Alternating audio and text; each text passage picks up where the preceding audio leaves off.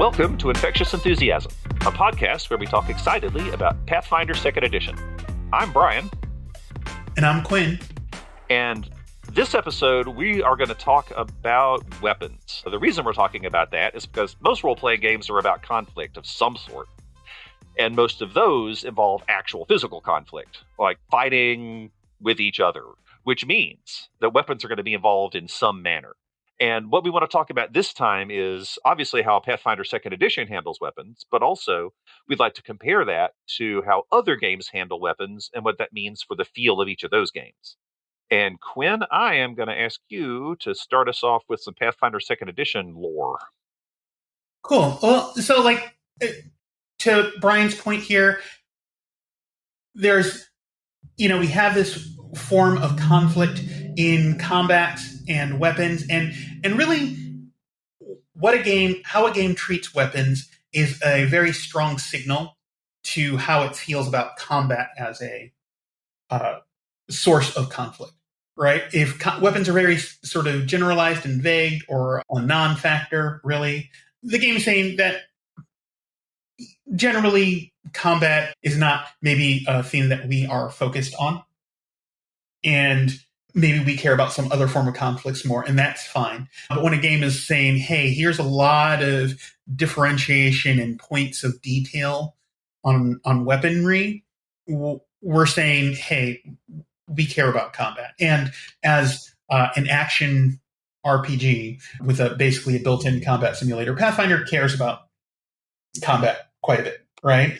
And one of the best ways that they show this is through the differentiation of their weapons. That their weapons have lots of they do different points of damage, but they also have different types of damage that they deal in terms of, say, slashing, bludgeoning, or piercing, which is, I will say, important because a lot of enemies in Pathfinder key off those different types. There are a lot of interactions between those types of basic types of damage, but then each weapon has its own set of traits, and they belong to a group, which gives in each group of weapons has their own critical specialization, like an ability that when you're skilled enough with it, that you'll get every time you critical with it.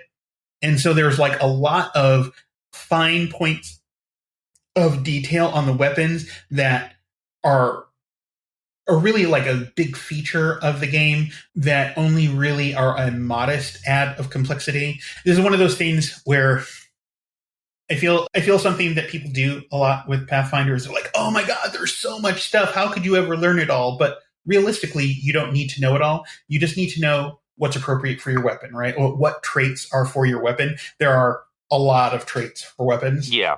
You only care about the one for the weapon you're using, really, and you don't have to care about the other ones. So that it's sort of contained in that. But I don't know. Do you have any thoughts on that, Brian? Well, first off, what you just described has been my experience with Pathfinder 2nd, is that,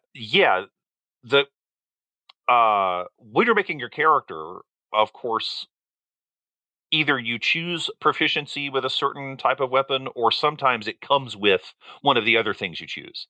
And that has helped me focus on certain things. For example, I made a rogue, actually, in a game that you ran, and one of the types of weapons he was proficient in had a reach, and I hadn't really played a character with a reach weapon before. And it was, first off, so much fun because I could do so many cool things with it. First off, it just gave me extra range. But on top of that, I could trip people. I could do all the cool stuff. And it changed the way that I played that character, not just during combat. It gave me some ideas of what kind of person this was. So that was cool. And again, to your point, I didn't have to learn the rest of the stuff. I just had to make sure that all of the stuff for my reach weapon was on my sheet. And it's not that much stuff. It was, it was a handful of things. And I just had to remember to consult those whenever I was in combat. So it was just part of the list of things I could do. So I thought that was great. It was, and because of the way the combat runs in Pathfinder 2nd, it also because of the action economy and because of things tend to run pretty smoothly and quickly, I never felt like I didn't get like analysis paralysis. I didn't feel like I had too many choices, which was also kind of nice. Mhm. Right. Yeah. Like the weapon traits are sort of they're pretty instructive on what you're supposed to be doing with the weapon and like how you're supposed to be playing around them. Right. You know, when you Yeah, have a ranged weapon, you're trying to sort of stay a couple of squares away and drop them, and then you know it's very interesting because then if you add some other weapon traits to a weapon, you start like unlocking different other styles of play. The in one of my games where we were running the Abomination Vaults, we had a monk who was using Kusari Gama, oh, and the nice. Kusari Gama is also a reach weapon, but it has the additional trait of trip. Excellent. And so then he is trying to stay a distance away from a person, and then he can, with the reach, he can trip. He can also activate the trip combat maneuver. Normally, you have to have a hand free and to be able to sort of like trip him and push him over. But because a weapon has a trait, you can just do it whilst holding the weapon at its reach. So you can be a couple squares away from the person. You can make the trip attempt, and then if you trip, you can trip him. And then he had an ability that let him hit a person every time they tried to make if they tried to make a move within him. So it was like a mini attack of opportunity. And Nice. so basically he could trip them. And then if they tried to get up, which is a move, he could attack them Excellent. before they could even, you know, and they'd have to get up and then move within, they'd have to waste an action just to get near him. And that was pretty potent. And it's just like basically the addition of one trait that lets him do these like a whole slew of interesting things.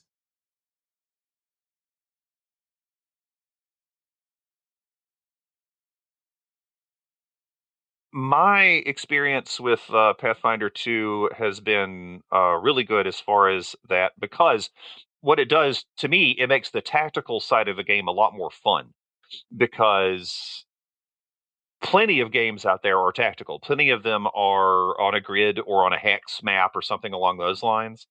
And there are lots of games that really benefit from having that. But even though they benefit from having the grid, they don't necessarily, in my opinion, like use the full potential of it.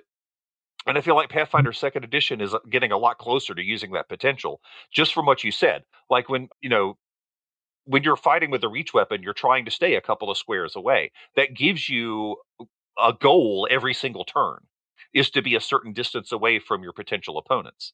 And also, you want to stay close enough to be able to do those other those response attacks, like you were Mm-hmm. saying with the monk. So it kind of gives you a focus, and I like having something to do, and your choice of weapon does have a big impact Mm-hmm. on what you do during the tactical portions of the game.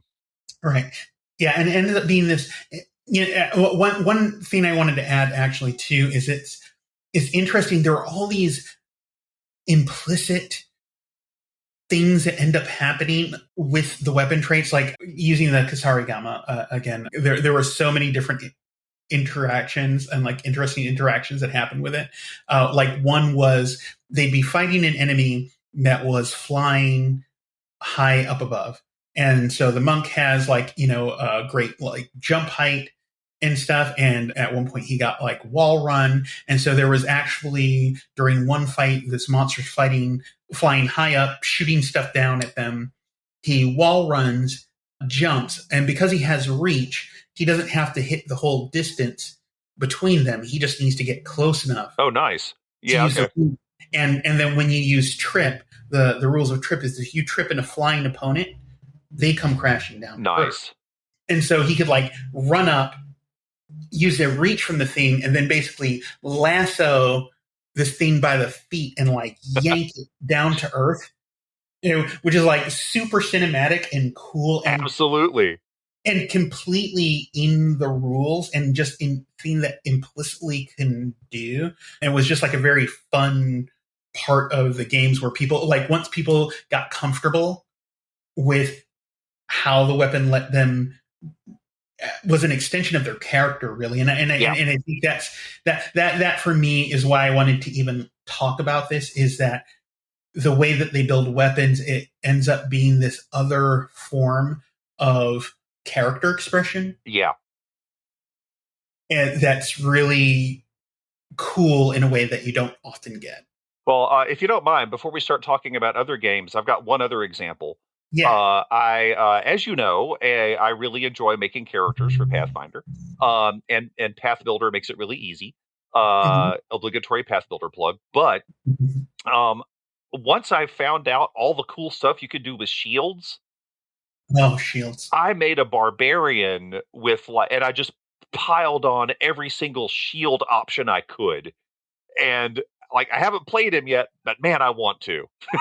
So Mhm. I'm putting it out there. Next time you run Pathfinder, I think I'm bringing in my barbarian with all the shield stuff. Oh, And by the way, he's only first level, and he's already got like a bunch of different things he can do with shields. So mhm. that is another thing that I really like about this system, is that right at first level, you can do a bunch of really cool, really fun stuff, and the weapon rules really help with that.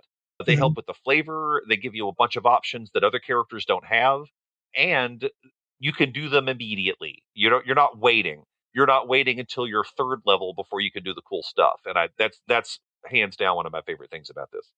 Yeah, yeah. The texture of shields in the play, like, I love how they feel in games. So a quick primer for anyone who is new to the game, or looking to get into the game, is that, so we've got the three action economies. You spend an action to take things, to do stuff each turn. And for shields, to get the shield bonus, you have to spend an action to raise a shield.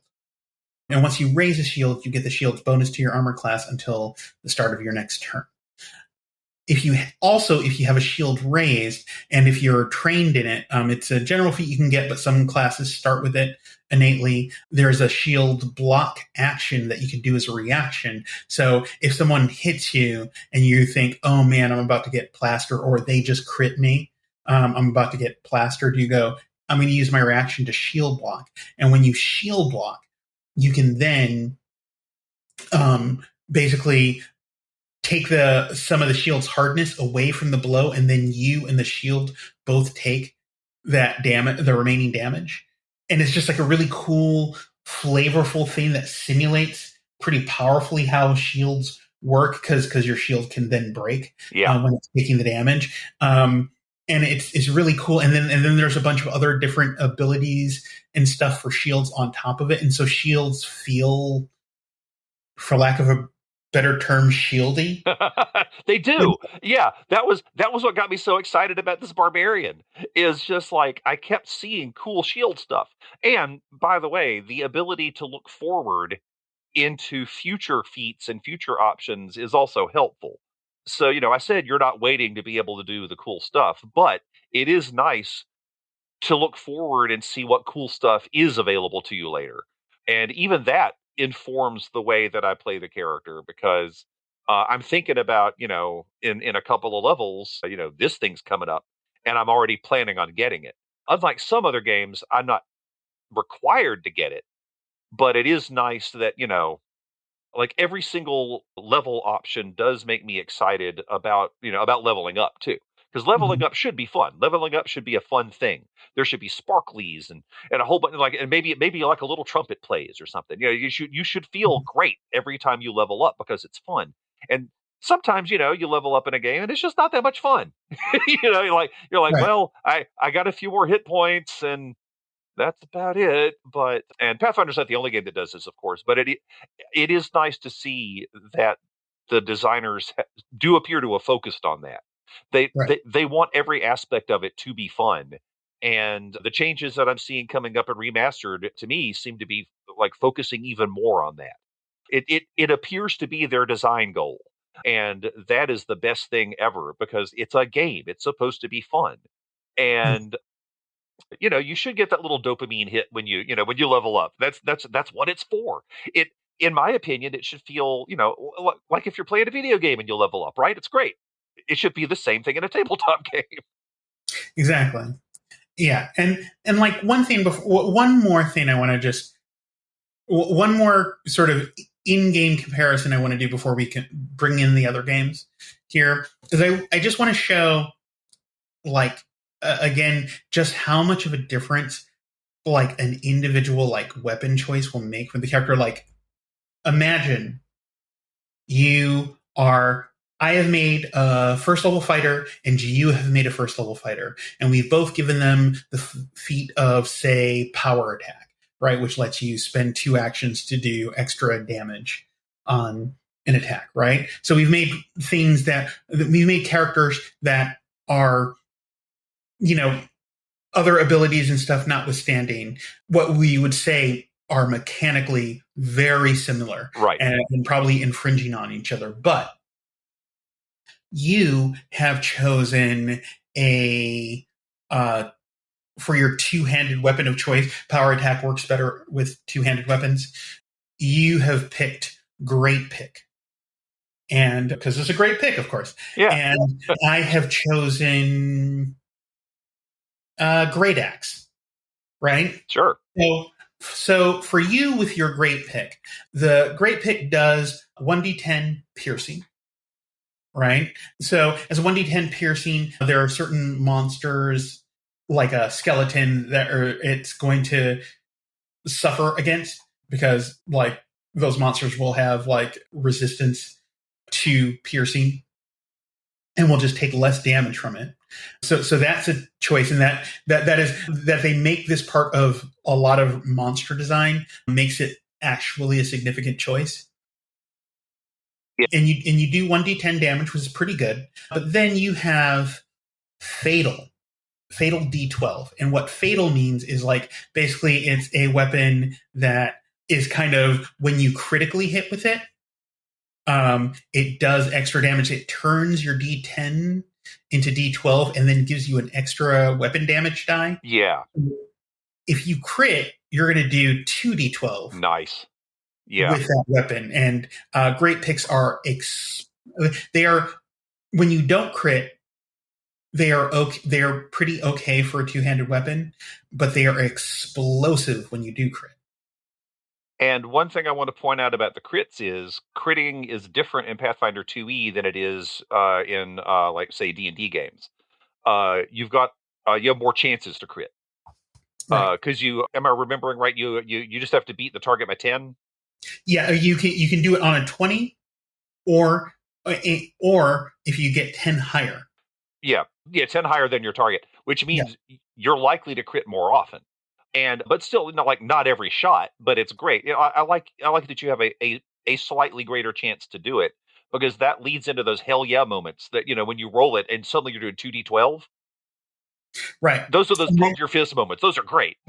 Right, and then because it's a pick, your weapon specialization crit. Whenever you crit, you'll do extra damage just because it's a pick, because it's like a little point stabbing in somebody, right? So picks can be really, they are, when you're critting, they're horrifying. So I have a Great Axe, and so the Great Axe, it just does 1d12 slashing. The slashing will be relevant to some monsters. Some monsters will be resistant to that. Some monsters will be weak to it. But then the axe's weapon trait, so I'm doing more damage generally. And then I have a thing, my trait is sweep, which makes it so it's easier to hit multiple enemies. So if I've already attacked a different target, like so on my second attack, if I go to hit another target with a second attack, I get a +1 to my attack roll. So I'm taking less of an attack penalty to hit more people. So Great Axe is great in a crowd. Yeah. Like I can attack more people. So if I'm fighting off a bunch of minions, I can start swinging this thing around, and that's awesome. And then because it's an axe, if I crit, then I can potentially hit somebody, like hit an adjacent person and do damage to them. That's excellent. Yeah. When I crit you. So it's great in a crowd, but it's not as it does more damage generally. But when I crit, I don't get an extra D12. I just do D12 doubled, where the fatal will do like a little bit, quite a bit extra. Yeah, Um, I'm not as explosive, but I am better when I'm fighting more people. So even though we've made otherwise identical fighters, because we've picked two different weapons, we actually are encouraged to do different things. I like that a lot. So I just wanted to like sort of bring that like specific point up. Yeah. Um, but like, let's what other games should we talk about in comparison? Do you want me to go first? Yeah, Okay. So I don't want to be the guy that recommends Powered by the Apocalypse for everything, but I'm going to do it again. be the Because guy. because I do like the way I'm going to talk about Apocalypse World specifically, but the way Apocalypse World does it has spread out into other PBTA games, Mhm. and because I do like the way they handle weapons. It is radically different from the way Pathfinder 2 handles weapons, by the way. What it does is it assigns tags to them. Not just weapons, by the way, it assigns tags to basically everything. Like any object that you can have a tag on it. And a tag is literally just a descriptor. Some of the weapon tags are things like relate to range. Like if it's hand, that means it's literally just a hand to hand weapon. Or if it's far, it could be like a rifle that shoots pretty far away. Some of them are things like loud or messy or auto fire. And each of those has a description with the mechanical effects of the tag in the rule book. And some of them come with pros and cons. You can already imagine what the pros and cons of loud are. Like, if in a certain situation, having a loud weapon like a shotgun or something like that could intimidate people, but sometimes you don't want to make a lot of noise. So I like that idea. I like it that Yeah, one tag. I don't think that's so different from Pathfinder. I feel like that actually tracks up to the weapon traits. It's just the emphasis of fiction instead of Sure. the physics. Yeah, I agree with you on that. And in this case, though, like it abstracts the weapons. You're not really choosing, great axe versus pike necessarily. I mean, you will call it a great axe or a pike or a shotgun or a pistol, but what really matters is the tags that are on it. And of course, you want the tags to fit the fiction. But I mean, I take your point. It is a different path to a really similar way of doing things. For example, you could have well, actually, in Apocalypse World, you aren't going to have two people with the same playbook. But you could have two people that are still kind of similar to each other, two really combat oriented characters. And if you have that, if each of them is fighting with a different weapon, for example, if one of them is fighting almost exclusively with like swords or knives, and then you've got the other one that is just, like has a whole bunch of guns, obviously those are different. And then the thing that I like most about it though is that each tag does have specific mechanical effects. It's not just a word.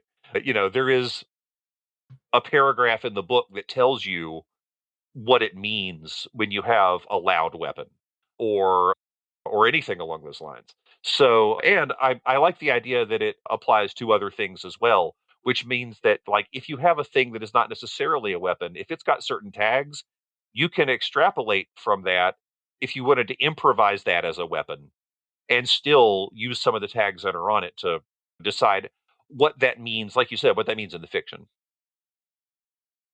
Mm-hmm. Yeah, yeah, exactly, and it lets you.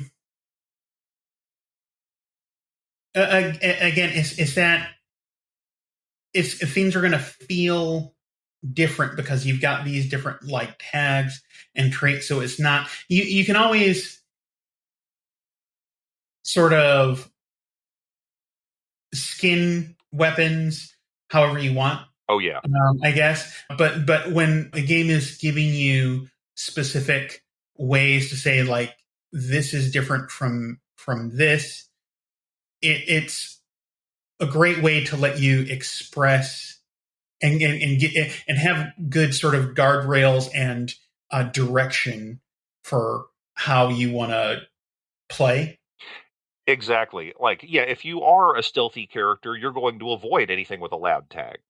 Right. And is how that works for me. I like that a lot. And like you said, you can skin it any way you want. You can be super specific. You can like if you're the kind of person that has a lot of gun stats in your head, you can tell me as the game master exactly what your gun is. You can give it all the cool names that you want. But what it comes down to is the tags that are on it. But I like it that it allows for that. It allows you to say, I've got an AK-47 or a Browning automatic, or or whatever it is. And then, you just the book has some suggestions about specific types of weapons and the tags that go with them. But what's cool about this is you can pretty much decide, like, especially if you're customizing your weapon, which some playbooks let you do, you can choose your own tags for it, which is a lot of fun too. Mm-hmm. Absolutely. Awesome. So I'll go with the next one. 4E D&D, Huh? 4th edition D&D. One of my favorites. And and I know we said in the first episode that we're not talking about 5e, but other editions of D&D are on the table. And 4th Ed is a favorite of both Brian and I.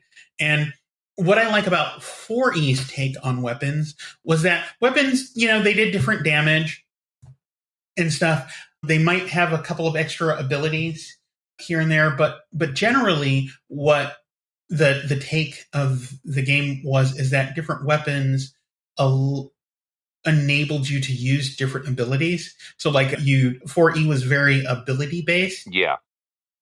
And you had different powers that you could pick for your character. But then for a melee for martial characters, a lot of what you did was pick stuff based on weapons. So if you were picking some bludgeoning weapon, a lot of times what that would do is it would have a couple weapon traits, but then if you were using a club or a mace, it would allow you to use powers that let you stun people. Right. You could also take feats that would give you special abilities whenever you used a certain weapon type. So the weapons were more holders for they expressed your character by what they let you pick for powers, right? If you weren't holding your club or mace or something, then you couldn't use your stun power. So you wanted to have that. I think that is an interesting kind of inverse thing. Like the traits are mostly hanging on your character. Yeah. Yeah, I appreciated that too. I liked the way that each character was built in a similar way. So you've got your at will powers and you've got your once a days and and all of this stuff. And the martial characters got those too. And I thought that was really great because it was a more cinematic approach, which actually I tend to lean towards myself anyway. Okay, so that whole description you gave earlier with the monk doing the wall run, I like I like any game that allows you to describe things that you can instantly see the scene in your head. And Mhm. that is one of the things I liked about 4E is that some of the abilities that you could not use at will were the sorts of things that were kind of the big finish, or at least something that, like, if you were reading a novel or seeing a movie, it's the kind of thing that isn't going to happen all the time. You kind of save it for special things. And that was one of the things I liked about that. There were a lot of the martial characters, especially, had some moves that were really fun and really cool. But there was a little bit of resource management where you had to figure out like when to use those and how to make them most effective. And again, we're back to making the tactical side of it fun. I thought 4E did a great job of that. Mm-hmm. Absolutely. And so, what's your next pick? My next one is Cyberpunk 2020. Yeah. I know, right? Because it's kind of amazing that it took me 2 episodes to bring up Cyberpunk 2020 because it is, Slow down. I know, it is hands down one of my favorite games ever. And one of the reasons it's my favorite games is it's a good. I mean, first off, I like the setting. I mean, I played it back when it was Cyberpunk 2013, even. But although 2020 is not radically different from 2013. But I'm bringing up Cyberpunk 2020 because it went all in on the weapons. Even Yes. Cyberpunk 2013 did it too. And the reason they did that is because they were using the Friday Night Firefight combat system, which was brutal. It was a difficult, you had to really really be careful in fights on that. And 2020 carried that on. You were not bulletproof even if you had a lot of armor. But Cyberpunk 2020 did a thing where they had an extensive list of weapons, and like they broke it down into individual rifle types. like individual brands of rifle. And even within the brands of rifle, they Mhm. had like modifications on those, which might be a little excessive, but in a game like Cyberpunk 2020, I disagree. I think that it's a game about certain characters, especially, are going to be about specific weapons. These are going to be like some of them are going to be gun nuts. They are going to be the kind that are extremely interested in exactly what kind of rifle they're using. And like the weapons chart is amazing. It lists things you would expect, like range and rate of fire and number of shots that before you have to reload. But it also has things like concealment, how difficult it is to like buy the gun, like to find someone that'll sell it, and then oh by the way, also damage. But it was just a long thing. And you if you were playing it rules as written, you had to take all this stuff into account. And I gotta say, they affected how I played my characters during combat because, I had to keep track of, how many shots were left in my magazine and stuff like that.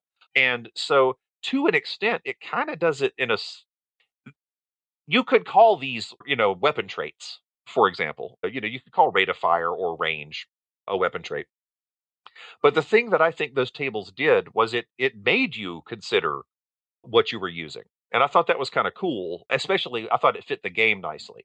And so I know you played it too. What was your experience with Yeah, yeah. I that? mean, it was interesting. I remember the first time we played Cyberpunk 2020. We were going from like D&D, like I was introducing my friends the game from D&D second edition at the time, and it was a complete total party kill, right? Yeah, Because they were just like they were used to just like, hey, we're just going to walk in the room. This guy talks to me wrong. I'm going to cut him down. And you're like, oh, this is not that type of game, yeah, it's not.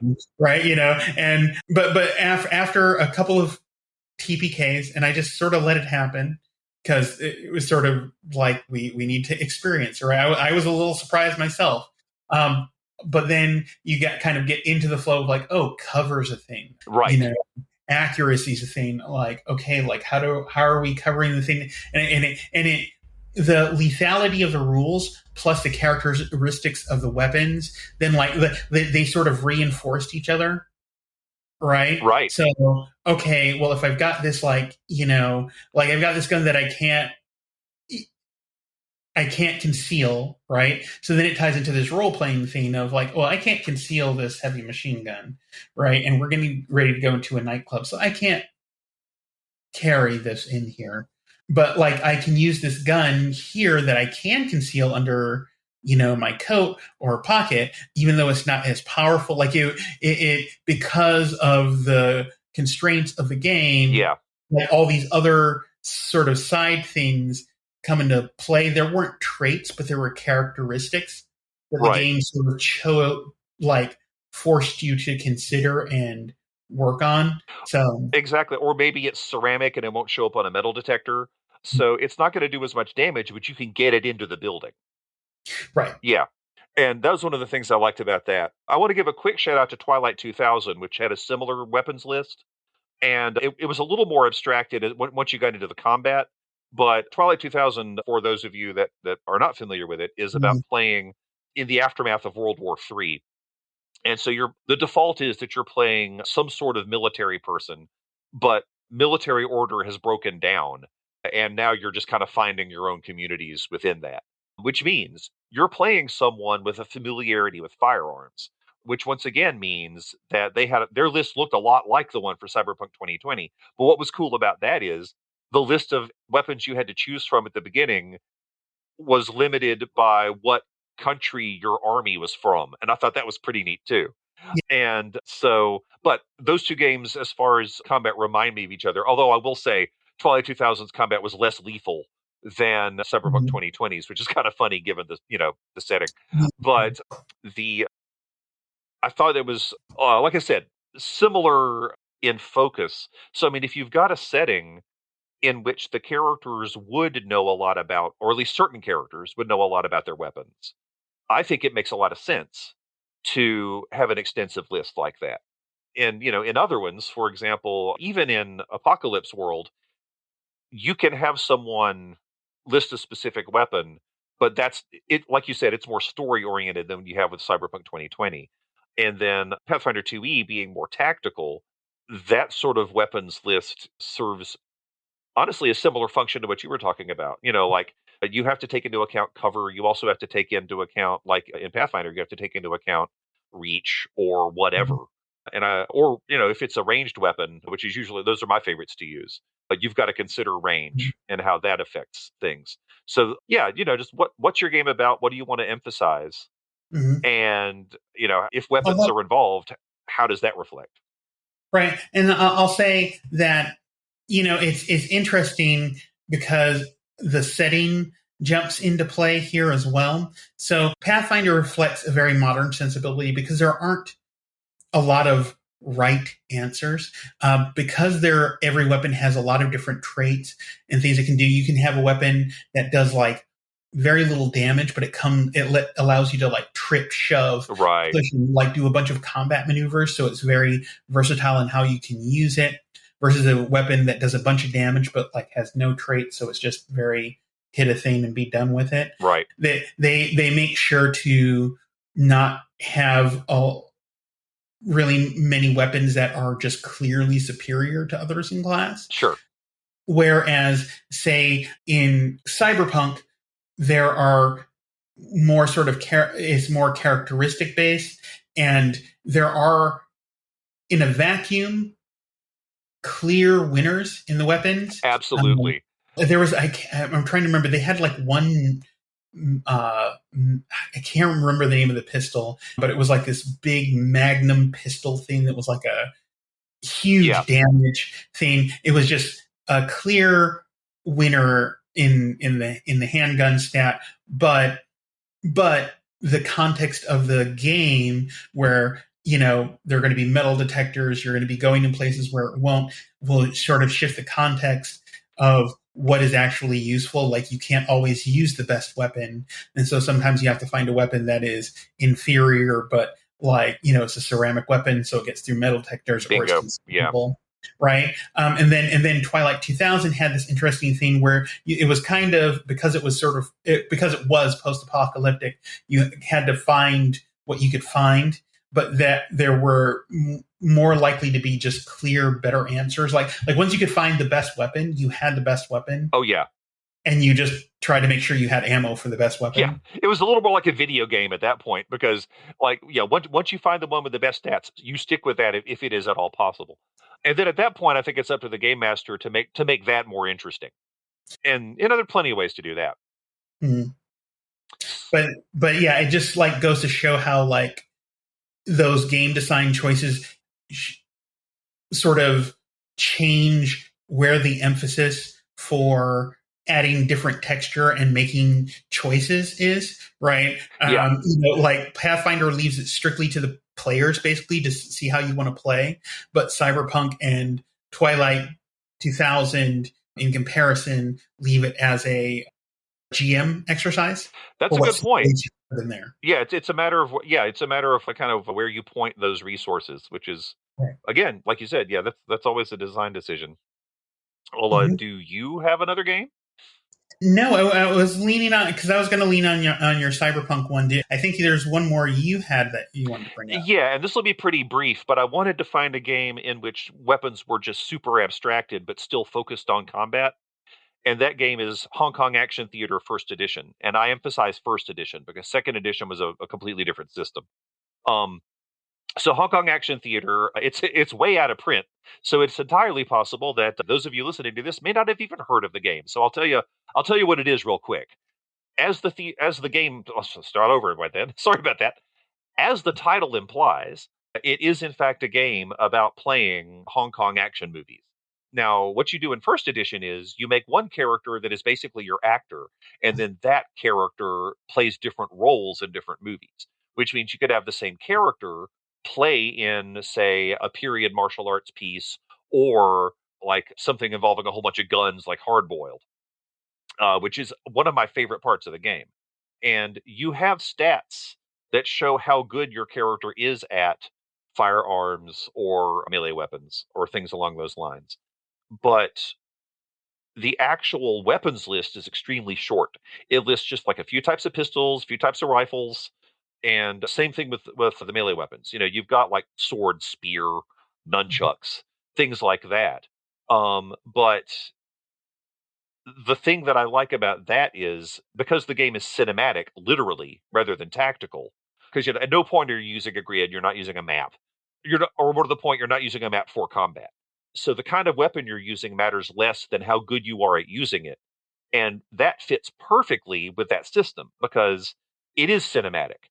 You're not looking for realism or even necessarily verisimilitude. You're looking for something that makes sense in the context of a movie. And that's a whole other genre than what we're talking about with literally any other game we've brought up here. And so I wanted to bring that up because, they do have a weapons section, but it's very small because they don't have to be too specific about it. And I was trying to come up, I know other games have done similar things in the past. This is just kind of the sort of most crystallized example of doing it extremely cinematically that I could come up with. Mm-hmm. I like it. That's an interesting take. So it's just sort of like, it's like a very narrow fiction for like not just fiction forward, but a certain type of fiction. Absolutely. Yeah, that is exactly right. Because with a few exceptions, like especially if you're watching, say, Hard Boiled, I don't know what kind of gun Chow Yun-Fat's character had. Yeah, who cares? I mean, the gun people out there probably know, but I don't know. I just know he had gun. It was guns. He was 2 guns. But that's kind of the whole point. So you've got like different things you can do, similar in some ways to the way that Feng Shui handled it, where you've got like sword sticks and gun sticks and things like that. So the things that you could do with them mattered a lot more than what the actual objects were. But in order to do certain things, you had to have a certain weapon in order to accomplish it. And Hong Kong Action Theater did it the same way. And that's one of the things that I like. And again, you are, especially if you're doing like a period piece, you could easily have exactly that same scene that you described with the monk and the flying creature and the running on the wall. It would just be accomplished in a different way. That's awesome. So different paths to the same thing. It all depends on your focus. Nice. Well, I think we've gotten it's interesting. You would not think that a weapon discussion could get this in depth, but here we are. Yeah, here we are. Although they didn't count on us. I mean, we could talk about anything for an hour. So. But I totally agree. And for example, when you brought it up, I at first thought I was going to have trouble coming up with stuff to talk about, and that was obviously not the case. No, there's a lot of it's a theme I don't feel like gets talked about a lot in RPGs, but I think it's a relevant theme, and then I think Pathfinder does it so well that I think it's a good jumping part off to talk about it and other games in context. Yeah, totally agree. And I like it. I like that focus because, as we've already discussed, some games really focus on weapons and individual weapons, and others do it in a much more broad sense. And it's interesting to see how that affects both running the game and also playing the game. And for that matter, it affects the sort of adventures you're likely to have. Right. So that's cool too. Yeah. So, I mean, I think we'll stop it there. Yep. We'll love to hear from other people's thoughts on, what kind of weapon systems in games do you enjoy? Let us know. And we'll be back for another episode where we'll talk about some other aspects of Pathfinder. Absolutely. Thanks for listening, and we'll talk to you next time. Thanks.